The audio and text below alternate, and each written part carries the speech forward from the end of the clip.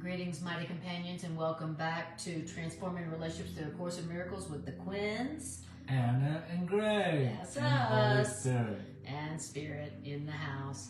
And what we do on Sundays and Tuesdays is we ask Spirit to choose for us through the random number generator app what and where in A Course in Miracles that we study. And then we take that section and we apply it to our relationship and all of our relationships. And in hope that that is helpful for you in learning how to do that for yourself, in applying the principles of A Course in Miracles to your relationships so that you can experience the miracles of a happy, holy, healed relationship that is natural. So now if you're joining us in your books, we're in chapter 11 of the purple annotated edition and section 9. And in the blue book, it's section 8 and paragraph 2. Okay. You'll see at section 8 in the blue book, it says the problem and the answer. And then we started in the annotated, which is paragraph 2 for you in the blue book. So Beautiful. Chapter 11, section 9. And what did we go over the other days? 3 paragraphs? We did 3 paragraphs. Why don't you sum it up for us while I grab a napkin? I spilled some water. So you do the summary. And what's the name of the section in both books? The name of the section is Asking for God's Answer. Okay. And here we learned in one classroom, this is a long section, people, but we just made it through basically 3 paragraphs in our last hour and a half class. And I'll tell you what, this is a long section and it's redundant. It repeats itself over and over throughout the section, which tells me not that the author just was bored and didn't have anything better to say for the day of writing, but the author wasn't willing to get off of this subject very quickly. Because we learned in the first 3 paragraphs, you see, we don't have a sin problem. We don't have a problem of, oh, I'm not dressed right.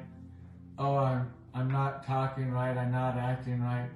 We have a question problem. See, we go through our day and everything we're perceiving, we're giving the meaning to it, although we do not know what the meaning to anything we were told means. We don't understand what anything that we're seeing means. And we're therefore, by default, not asking for a guide. We have a guide, but we're not asking for a guide, so we were told we're not being guided. Not that we don't have a guide, but because we're not asking for our guide, what is it I'm looking at here? What am I perceiving? What's going on here in this story? Really? Yeah, what's really happening here? Because the way I see it, it's triggering me, it's upsetting me. And so we have a guide that's always there, and our biggest problem is we're always going on our own intuition. We don't ask. We don't ask. That's our big problem. Yeah. Can you believe it? It's not, well, I need to behave better, I need to dress different, I need to act different, I need to talk different, I need to pray more often, I need to do all these things. No, I need to ask my guide. The one who knows. The one who knows, hey, what am I looking at here? And then toward the end of the paragraphs, it was summed up by saying, by not asking, then we're just giving the meaning to everything, even though we don't know what anything means. And by not asking, now we have a perceived problem. And the end of the 3 paragraphs basically came to a summary of saying, when you have a problem, now ask yourself this question. Since you haven't asked your higher loving self any questions, ask yourself this question. Do I want the problem, which came from not asking, which came from me giving the meaning to everything that I see going on, do I want the problem or do I want the answer? And that's where we left off last Sunday night, and we're going to pick back up right here in paragraph 4 and see what else the author wanted us to know about this subject of our biggest problem is we don't ask for guidance on what we're seeing. Beautiful. And this is asking for God's answer part 2. So if you, last Sunday we did part 1, so it was really beautiful, powerful section. So if you would like to experience part 1, which is the first 3 paragraphs, then just go to the class last Sunday, which is just 3 days ago. Yeah. And watch part 1. It's really good. I think I was wearing a black shirt. Yes. In that one, and you were looking as beautiful as ever. Thank you, baby. Are you sure you remember correctly? I think so. Well, I was wearing a red shirt, and you were. I didn't even have to ask Spirit for the answer on that one. I just had it. Well, I was wearing a red shirt. You were wearing a white shirt, and you were commenting on how we matched our flowers perfectly. Is that what it was? Yep. Red and white? Yeah, red and white. That's right, because we had these red and white flowers. And Greg was like, we match our flowers completely. Yes, we, as Libras, we have uncontrolled matching. We can't help ourselves. Even without planning, we match each other. And all right, so we are in paragraph 4 in the original edition, the annotated edition. And in the blue covered edition, it is 11:8, paragraph 5. Paragraph 5, yeah. Okay, all right. So, beautiful. And I have put the chapter and section that we're in the details of the video. It says, you may complain that this course is not sufficiently specific for you to understand it and to use it. Okay, recognize that complaint? It's not specific enough for me to understand it or use it. Yeah, it just tells me to do these really weird random things every hour on the hour. Yeah, talk about specific. Yeah. Yeah, okay. But we don't understand how it's helpful. Right, exactly. And even though it's been incredibly specific and simple, we still complain that this course is not sufficiently specific for us to understand it and to use it. Yet, this Course in Miracles has been very specific. 365 days, daily lessons worth of specific. Yeah, the Course in Miracles has been very specific. The only problem is you have not done what the Course in Miracles specifically advocates. So, it's been very specific, you just haven't wanted to do it. And the next line is going to really smack it out of the park. And this Course in Miracles is not a course in the play of ideas, but in their practical, which means specific application. Right. And that's what we're always talking about. Exactly. That's what the Course in Miracles is. It is a curriculum of practical application of these beautiful ideas. It's a manual. It's a curriculum. And what is a manual? What is a curriculum? Very specific application of ideas. I wish somebody would have, when I very first came to the course, went out to a retreat, Course in Miracle retreat out of state. I wish that the first thing they said to me, because it would have made, for me personally, the learning more like direct, like the goal, like I know what the goal is now. But because that makes so much sense that this is a big book, and so you're like, man, that's a big book. How long would it take me to learn that? Well, the book is simple in what it just told us. This whole big book is all about whatever you just read. Apply that the way it said to apply it. And it tells us all the time, doesn't it? How to apply it. Exactly how to apply it. So say this, remember this, do this, And when the book author comes out and tells us, you know, reality is this, but you do this. It never leaves us there. It always lets us know. It talks to us where we're at, so we can familiarize ourselves with it and go, yeah, that is what I do.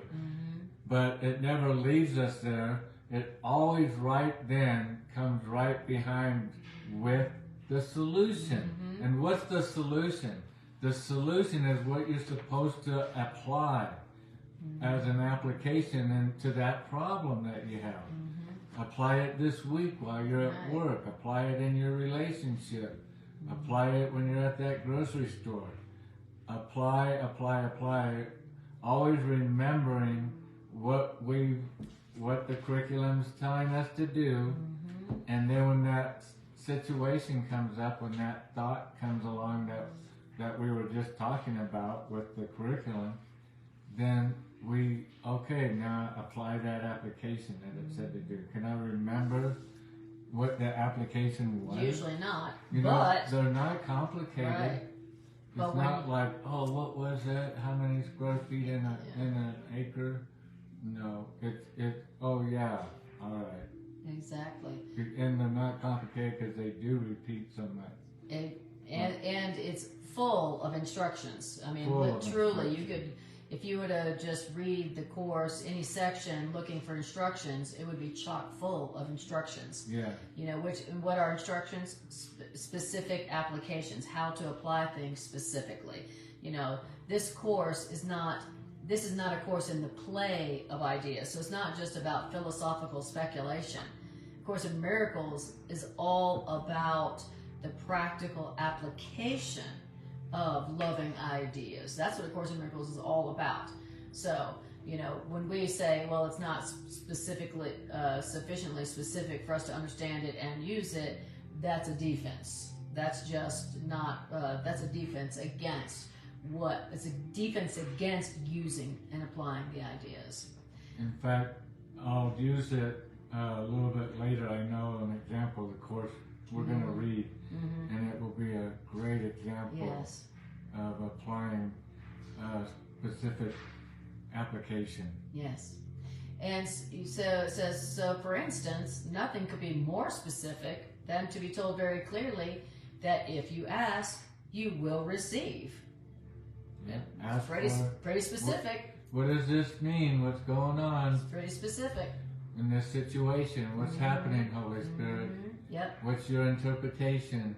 That's pretty specific. Pretty specific. We have an asking problem. We spent an hour and a half talking about how we have an asking problem. That's all we talked about. Yes. And now we're saying, pretty specific, if you ask, you will receive what? The answer. Yes. To what's going on. And that answer is always going to bring peace. Exactly. Like you said, we will be answered because the Holy Spirit, our loving right mind, will answer every specific problem as long as you believe that problems are specific. As long as you believe that problems are specific, Holy Spirit will answer every specific problem. Okay? And it says, and Spirit's answer is both many and one as long as you believe that the one answer is many, or that the one problem is many problems. Spirit's answer is both many and one as long as you believe that the one problem is many problems. That's what we believe. That the one problem we have, separation, is many, many, many different problems called by many different names. I got this problem at work. I got this other problem with my relationship. I got this problem with my child. Maybe that's last night too. So okay. Anyway, so did you finish your sentence? Anyway. Okay. All right. Great. Okay. I'll cut out for just a minute, everybody. So we're sorry. Yeah. So. I was gonna say that we believe that there's all these different problems at this place, that place, and another. But believe it or not, there's not one single problem. There's never a problem. The only problem there ever is our problem of forgetting to ask Spirit about the perceived problem that we're perceiving, interpreting. That's the only problem. And so we think there's many problems, but there's only one. And it's our forgetting to ask what this means. Yes, amen.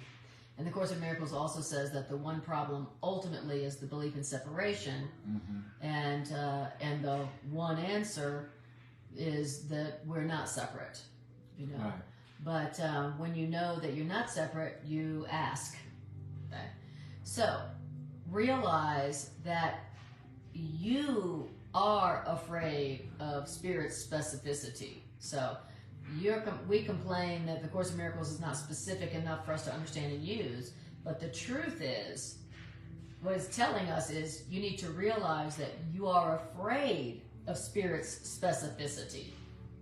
Well, so I'm afraid, it's not that spirit's not specific enough, it's that I'm afraid of spirit's specificity.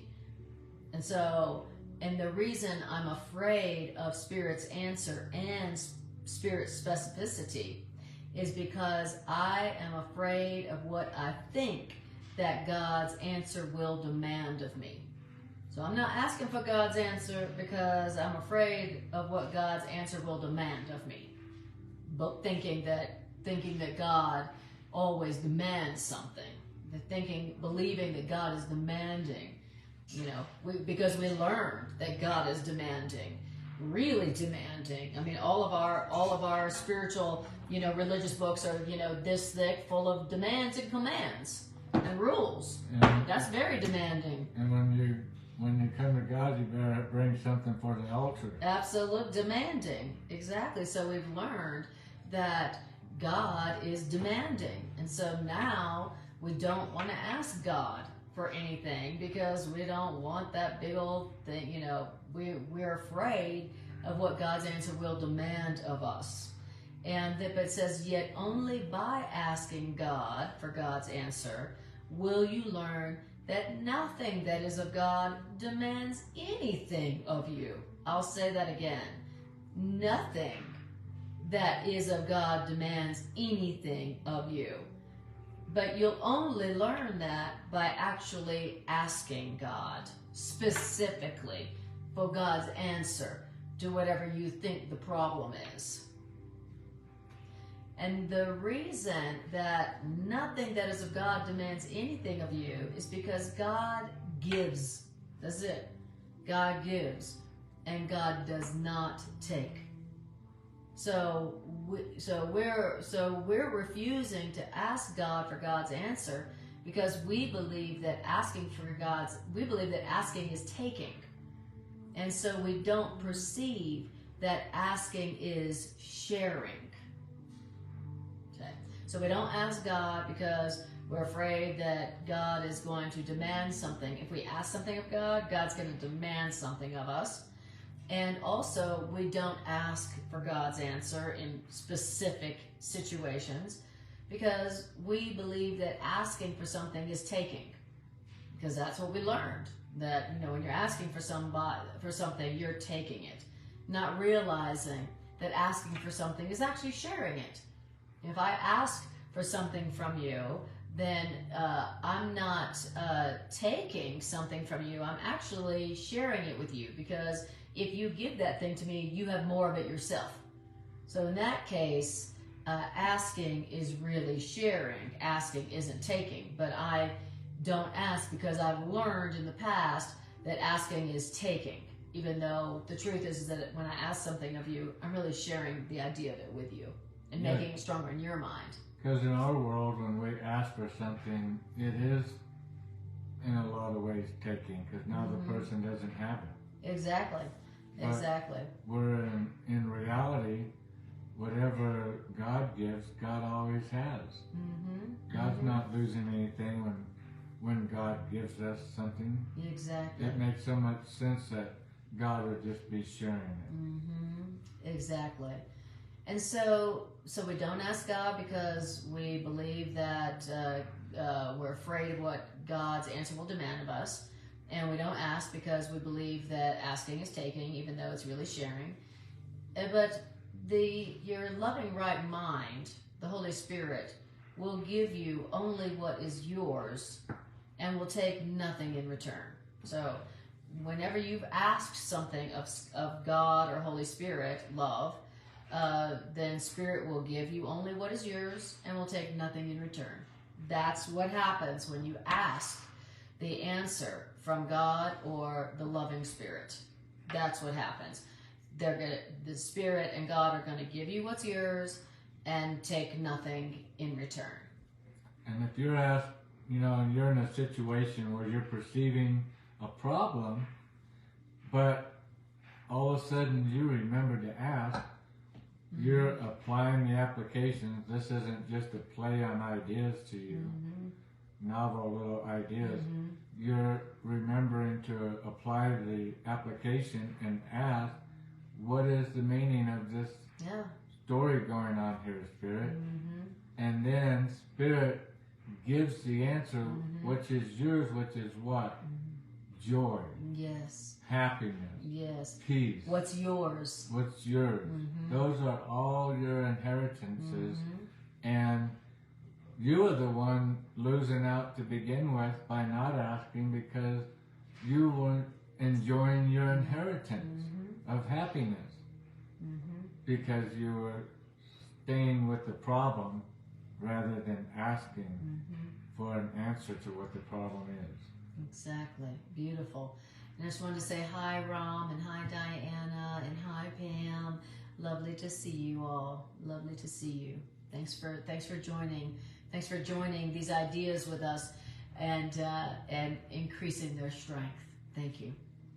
All right. Good to see you guys. So it says when you ask when you ask for something from Spirit or from God, Spirit and God are just going to give you what's yours, your inheritance, and take nothing in return. Because what is yours is everything. And what is yours that they're going to give you and take nothing in return? They're going to give you yours, which is everything. And this everything that's yours, you share with God. Okay, that's what they're going to give me and ask for nothing in return? Dang, that almost sounds too good to be true. What a deal. What a deal. Diana says, asking for the answer instead of getting lost in the problem. Amen to that. And the longer we wait to ask, the more you notice we get lost, deeper and deeper lost into the problem. Exactly. So true. But I guess it's good to also know that no matter how deep we've gone into the problem, having never asked or having forgotten to ask, it's never too late to ask. That's right. That's the beauty. That's it's exactly never right. too late. That's right, because God's answer is eternal. So, and you already have been given the answer, so you already have it, there's no time limit on it, and God's answer is eternal. So, that's good news. It says, so, for what is yours is everything, and this everything that is yours, you share with God. This is its reality, okay? And the thing that is yours is its reality, that you share it with God. Now, would the healing Spirit who wills only to restore be capable of misinterpreting the question you must ask to learn Spirit's answer? So all that Spirit does, the only will Spirit has for you is to restore to you what is already yours. And so you don't have to worry that Spirit is going to misinterpret the question that you must ask to learn Spirit's answer. So don't worry that Spirit's going to misinterpret your question. Okay? But notice you have to question, you have to ask in order to learn God's answer. In order to learn Spirit's answer, you have to ask. Now, why is that?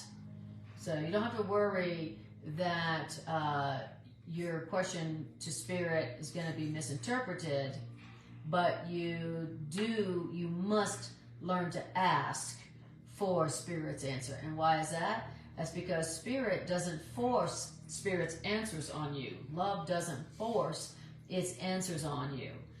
Why? Because it's loving.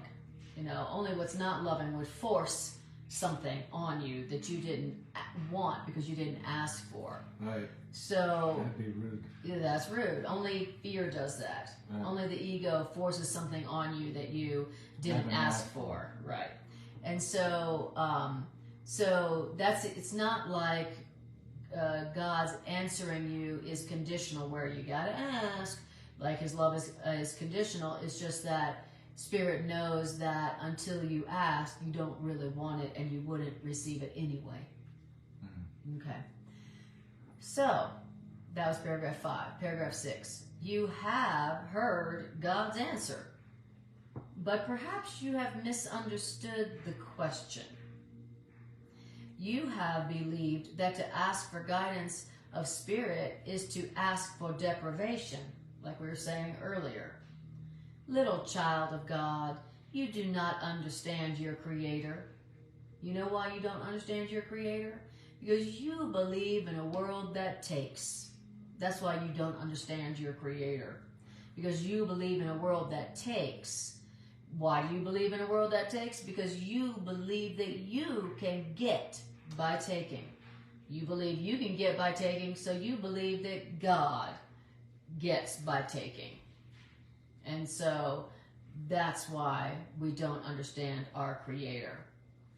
Because we believe that we can get by taking, and so we believe in a world that takes, and so we don't understand how God has given us everything, and has already given everything to us, and gives to everybody equally, and God never demands anything, and God gives us everything. We don't understand that at all, because we believe in a world that takes. And why do we believe in a world that takes? Because we believe that we can get by taking. And that's why we don't understand our Creator, who doesn't take ever, but gives you everything.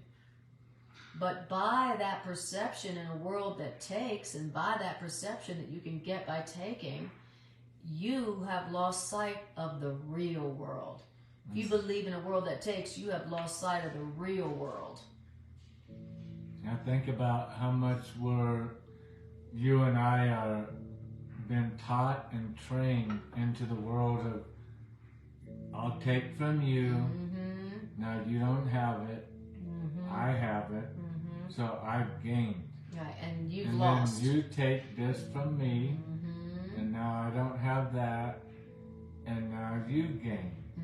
And now you have some things that I don't have, and I have some things that you don't have, and hopefully for most of us it balances out. But it's a taking and and grab and I have, concept. And I love how the Course is telling us that there's a false world, there's an illusionary world, and there's a real world. Yes. And we've been involved in the false world, and now we're being told how we got there from this teaching perception of I need to take in order to have. In order to have. And so now I can't understand my Creator, who doesn't take anything, who gives us everything and makes no demands. I just don't understand that, because I believe in a world that takes.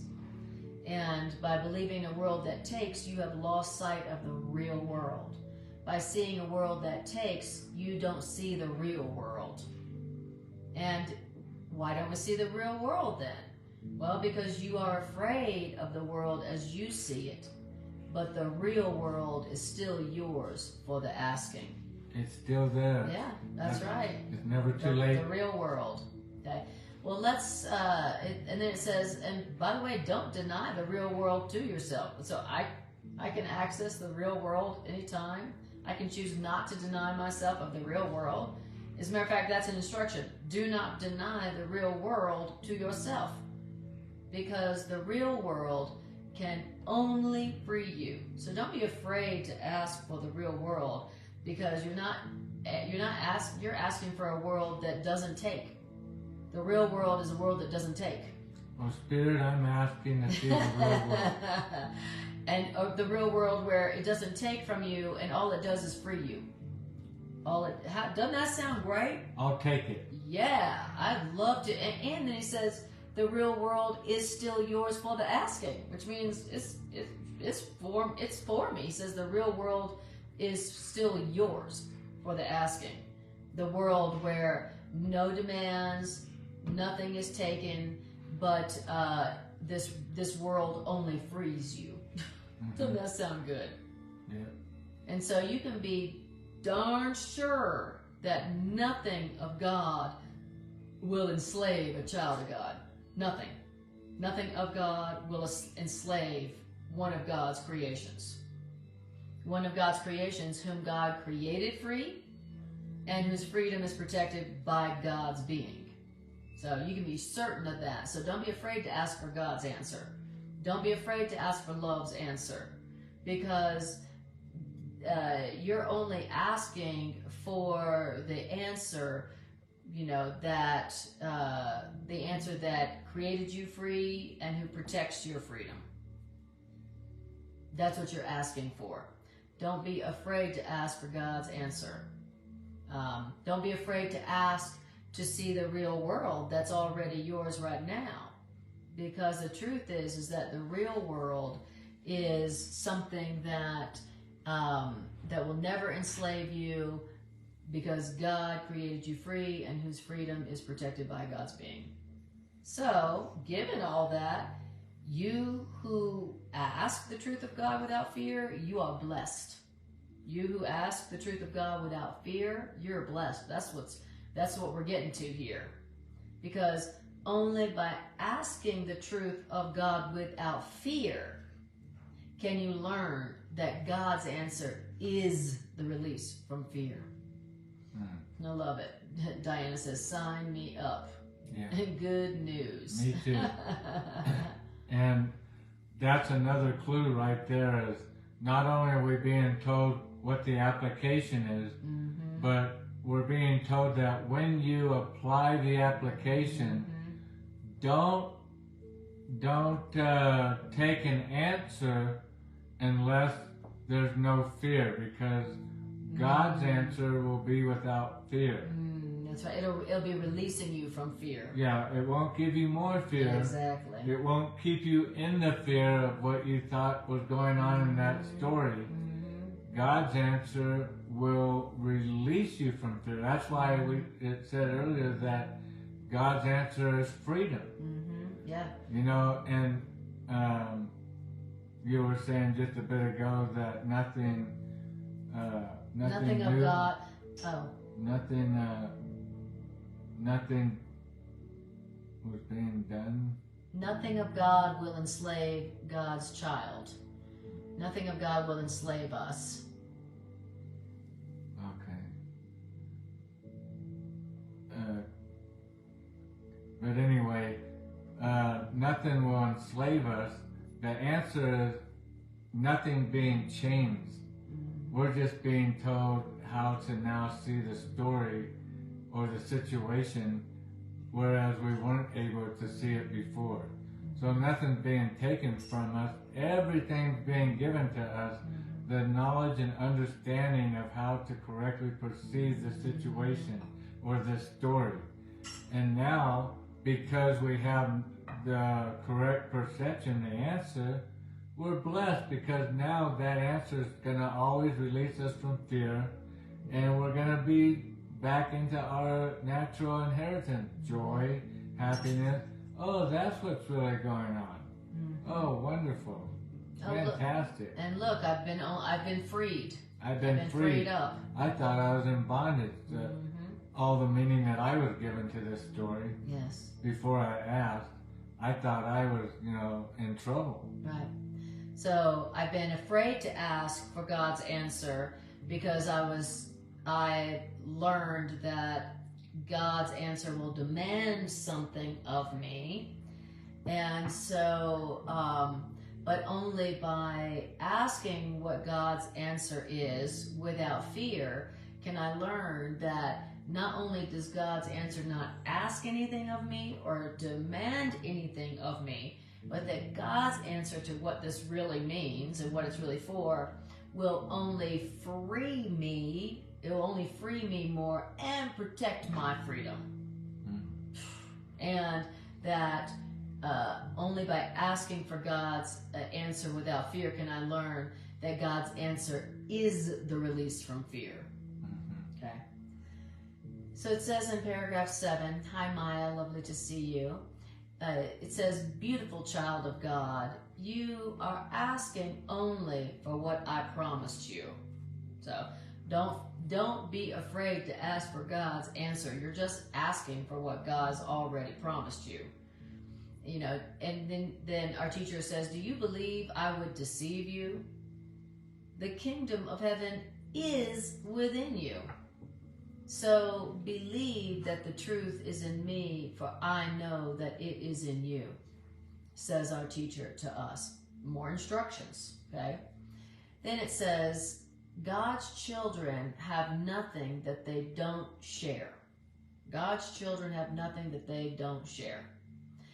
What does that mean? That means if you ask for truth of any child of God, then you have asked you've asked for truth of me, of love.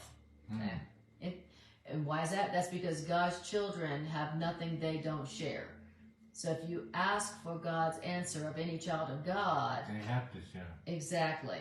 Then you've asked it of God. You've asked it of Spirit. It's all part of our oneness, and yes.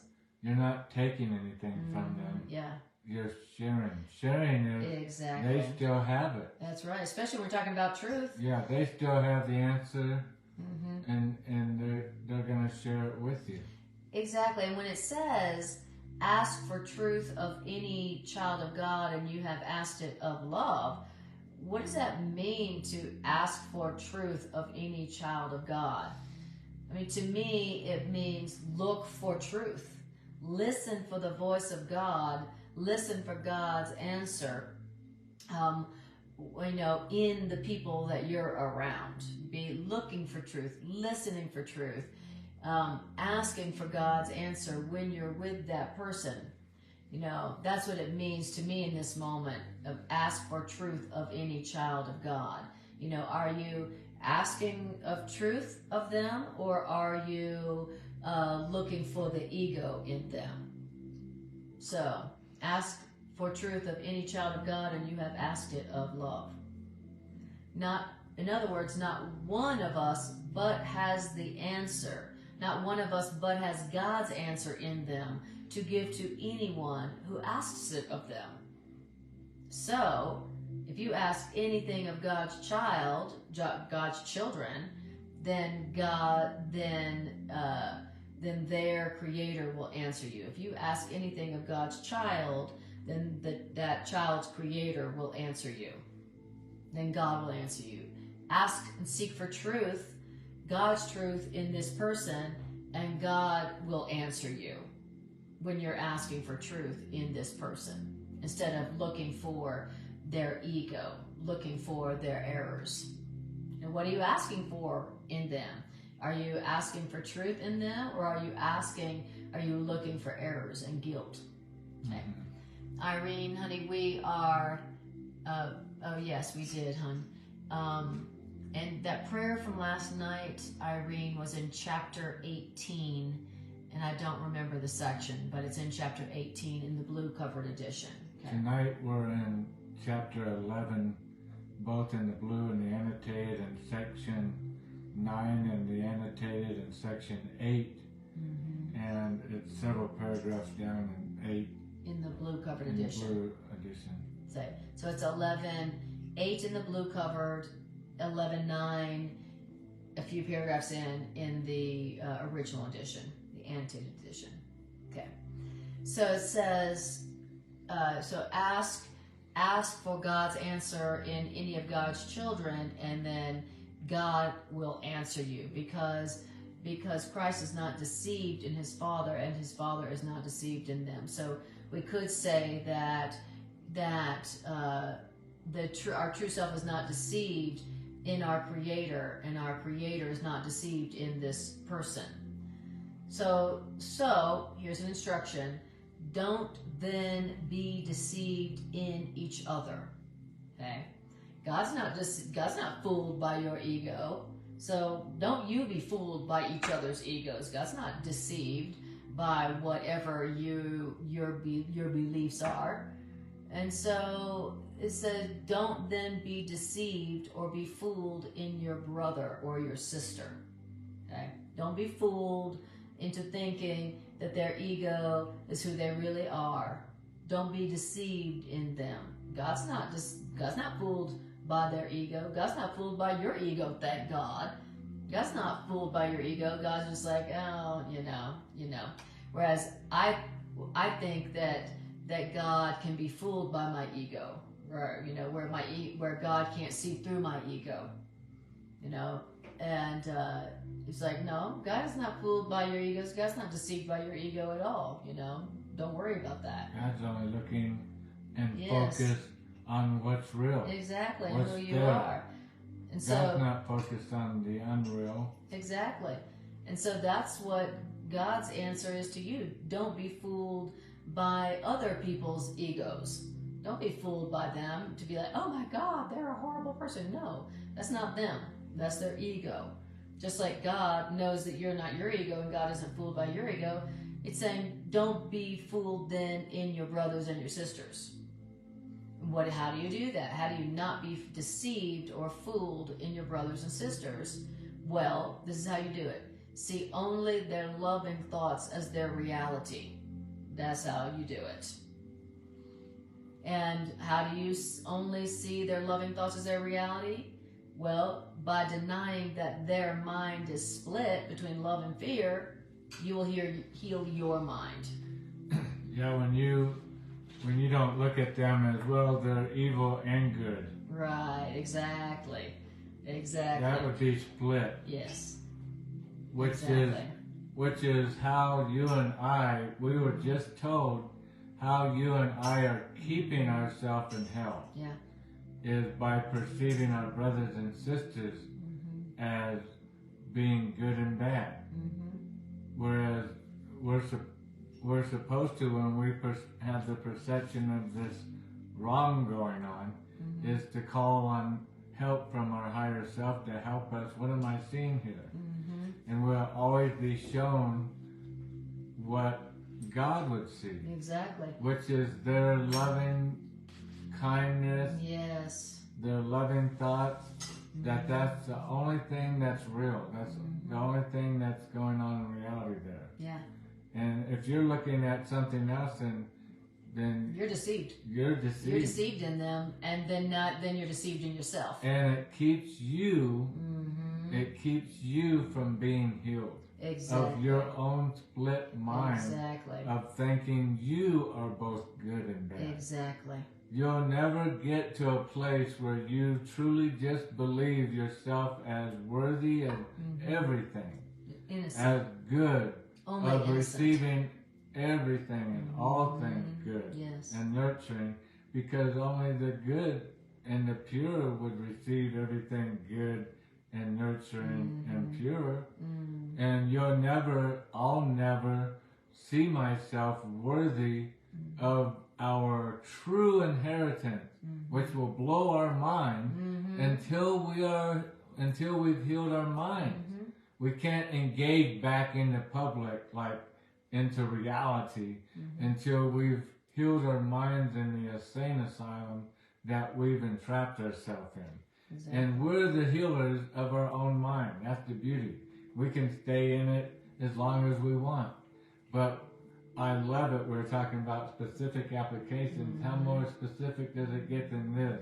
Yeah. Is when you are in a situation with your brother or sister and you're wanting to judge them, to remember, man, this is going to keep my mind split longer. This is going to keep me from being able to experience the real world. I mean, this isn't a joke. There is a real world that is so full of joy and happiness. And that's all that's there. And that's all that's there. And you're on your way, I'm on my way to the full experience of that place. And we're applying these applications of, okay, Spirit, I'm not seeing reality here. help me. Yes. And since I remember to ask, the answer's going to come, which is what? To start helping me find the truth in that. Oh, that was kind when they did that, though. I overlooked that part, that they did that. Oh, and they did pick that up for me and did do that, and they were really trying to be helpful, even though it screwed everything up when they did that. But you could tell the intent was obviously was to be helpful. And now you're healing your mind. You're like a surgeon, and they're doing brain surgery in your own mind. Yes. Healing it. Yes, healing it, exactly. And so that's the love, that's the application, is when you are tempted to confuse somebody with their ego, you know, and judge them for it. You know, we're being told, remember, they're not their ego. You know, don't be deceived by their ego means remember they're not that. That's not who they are. And only by remembering that for them, when they're in their ego, are you going to remember that when you're in your ego, that's not who you are either. So not being deceived in them will enable you to not be deceived in yourself. Now, God isn't fooled by either one of your egos. And we are learning how to see like God. And what does God see? What does Spirit sees? Only their loving thoughts are their reality. That's the only real thing about them, their loving thoughts. And that's the only real thing about you. And like you were saying, you know, not seeing their mind is split, not seeing them split between the love and the fear. By just realizing that they are only love, they're not split in between the two, which enables you to eventually go, oh, me too, I'm only love. Everything else isn't real. It's just a deception. You know, it's a lie. So, in other words, we'll say that in a different way. Accept them as their Creator accepts them, only loving, and heal them unto their real self, because their real self is their healing and your healing. So, specific instructions. Yeah. Accept them as their Creator accepts them. Their Creator accepts them only as love. So if you do that, then you will accept yourself as only love. And everything after that is awesome. Isn't it beautiful? No matter what that story is, Creator is only looking for the good and the beautiful and the holy. The whole in them, and complete. That which is abundant in them, that which is true and real. That's what Creator is looking only at in them, in your story. Exactly. And it's so refreshing, because that tells us, you and me, that when you are known of Creator. I am known of Creator. Not known like a long time ago, but known now. And you are known now by Creator with only good thoughts. Creator Almighty has not one ill, vain thought about you angry. at all. Why? Because Creator has never gotten off of the track, never gotten off of the road. Never changed his mind. Never changed Creator's mind. That's always how it's been. Is you've been loving from the beginning, and Creator's never seen you but loving. You have been kind from the beginning, and Creator has never seen you nothing but kind. And that applies to all of our brothers and sisters as our equals. Creator sees them equally all the same. Not because Creator's drunk and ignorant and can't see their mistakes, too dumb to know what we know. It's because Creator knows that is truly nothing. It's nothingness. Creator doesn't spend any time on nothingness, what's here today and gone tomorrow. Creator only focuses on the eternal. What's here today remains forever. That's what Creator cares about and is concerned about and is focused on. And if that's how Creator does it, then that's how we want to do it. And we're getting the application here. Just ask when we're not seeing it that way, because Creator has no problem seeing your brother and sister correctly. Lovingly. Creator has no temptation of, yeah, but you know, I do get what you're saying about how they dropped that. They should have known better with the wet floor. But they were innocent. Yeah. Creator doesn't see it that way.